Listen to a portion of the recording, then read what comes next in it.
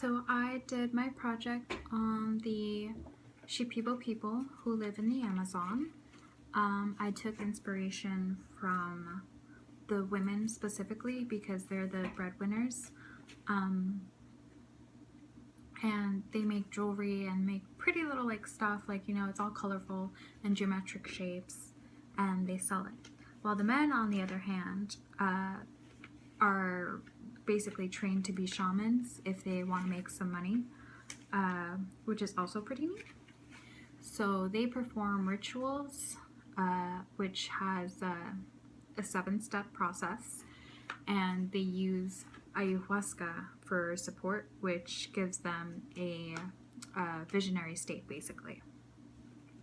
The ayahuasca is made with charcuna leaves, where they boiled them down for a couple hours along with the ayahuasca linea before they can take it. The ritual is performed at night. The first of the steps is the arrival, where the shaman and the family and the patient show up to La Casa de Concentración, which technically translates to the house of concentration, but they call it the trance house instead. And they pretty much get pumped for what's about to go down. The second step is the blowing of the substance, which is pretty self-explanatory, and this is where the Icaro songs start, or Icaro? I don't know. And they're basically traditional songs that are recreated during the moment to help for the healing. The third step is the intake of the ayahuasca, so the assistants to the shaman are there, and the ritual has started because it is now nightfall. The yawning song is what takes after, and then we have the healing songs, so we have more Icaros happening.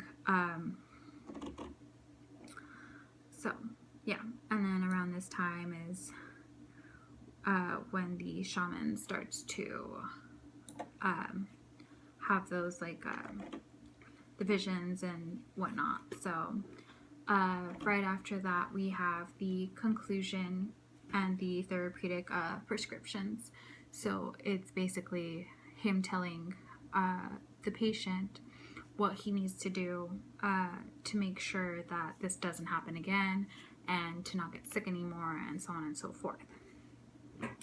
And then the 7th one is intervision, which is where the shaman and his assistants basically they analyze everything and they purify themselves so they don't have anything bad lasting on them as well.